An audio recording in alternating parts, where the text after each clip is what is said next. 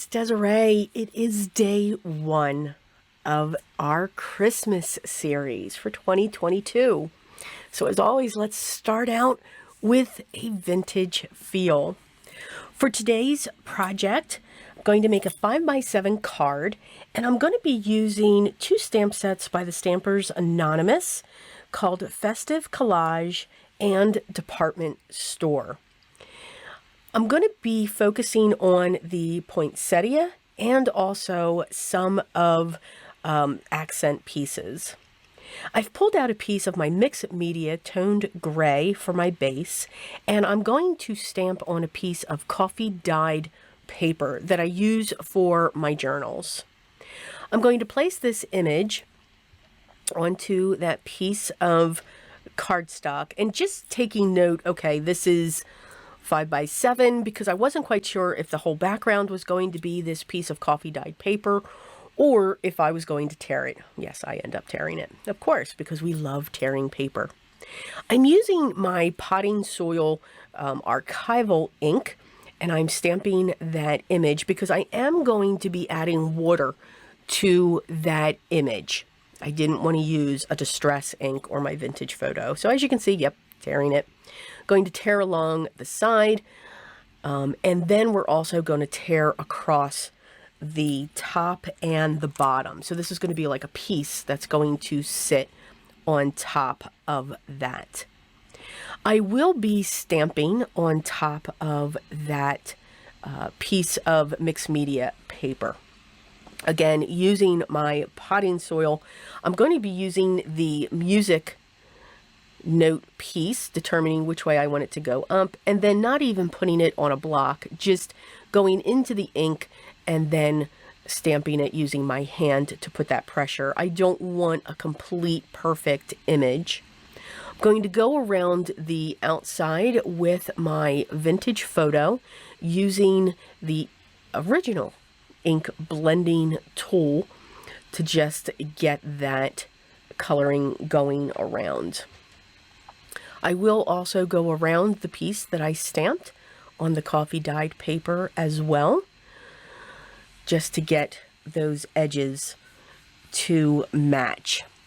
I'm also going to be using some black soot around those edges, and when you do that, it kind of reminds me of when we used to burn paper.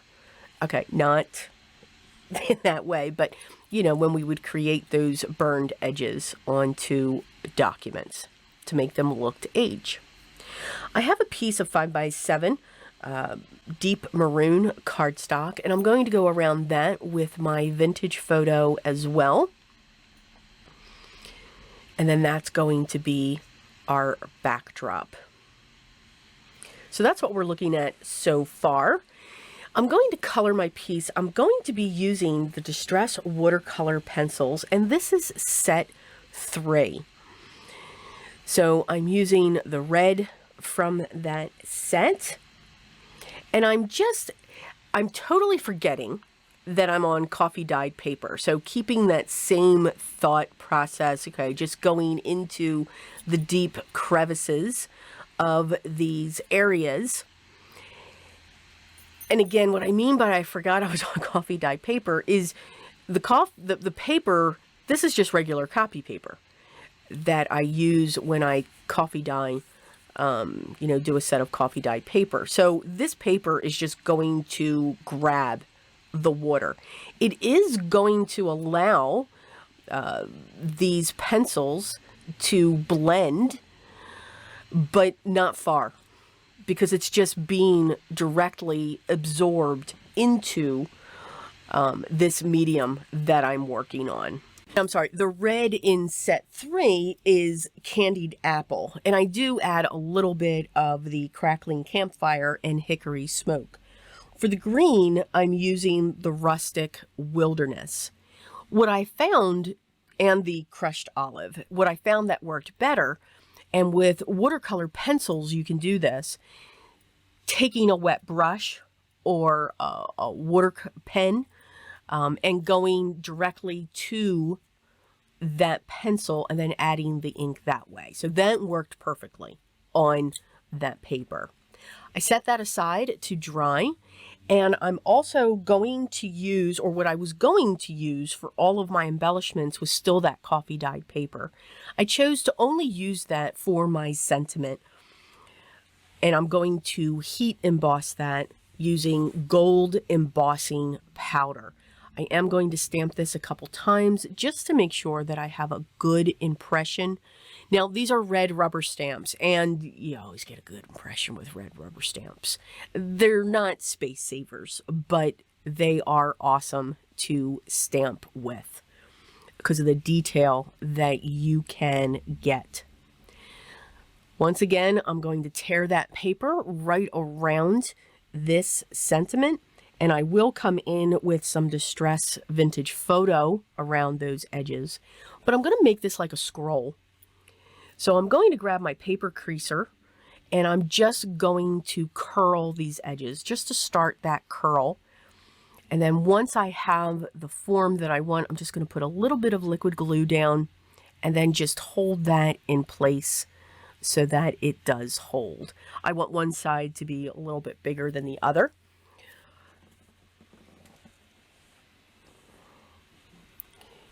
And then again, just coming in with some of that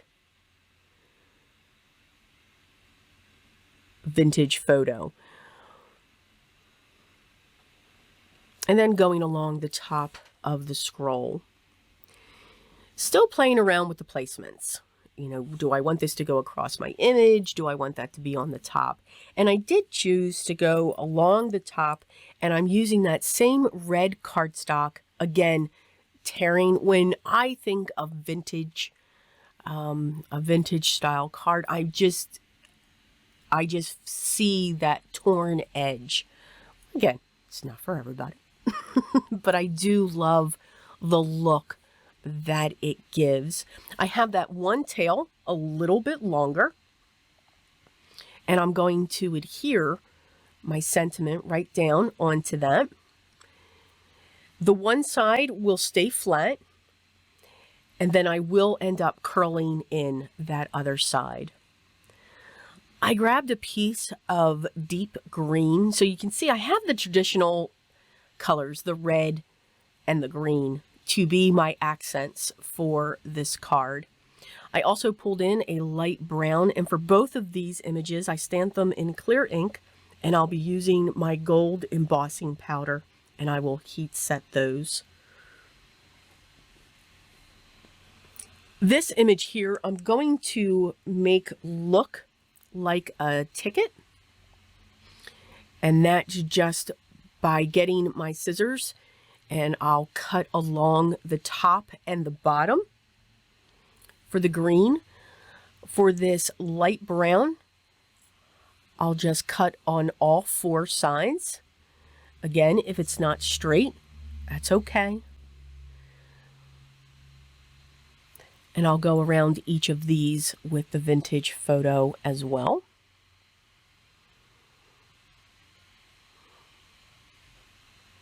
And then I'm going to tear each of the sides for that green. And again, using that vintage photo. I'm going to crisscross those along the bottom. I have to unclog because I forgot to put my cap back on. And that's why my fine detail glue bottles clog up, because I forget to put the top back on, because again, air's getting down in there and it's going to dry whatever's in that nozzle. So I just keep forgetting to do that. I'm going to get my sentiment glued down as well. And I dug into my stash, and I have these metal embellishments from Tim Holtz, and I'm using my U-line double-sided tape. It's extremely strong, and I'm going to get that adhered onto my panel as well.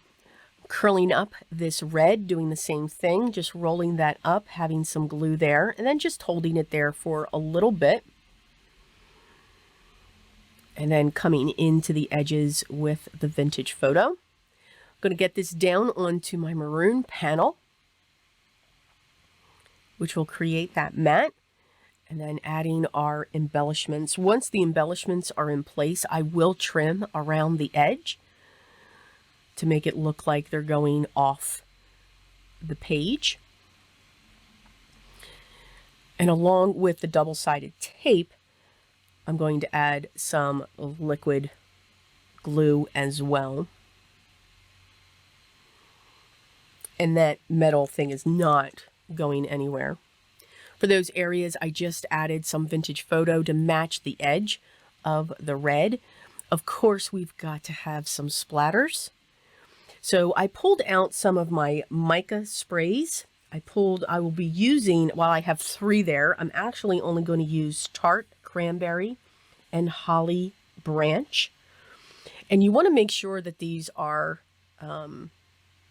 you have to shake them very well. You want to make sure that the mica on the bottom is not still settled there to get the best results.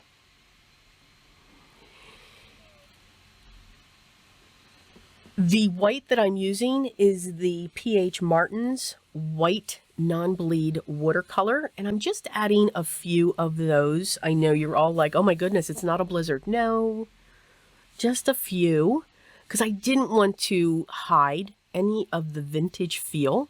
And then I'm going to come in with some of the cranberry and holly branch as well. I am loving the Foundry wax. Totally forgot, though, that you should not put it on metal.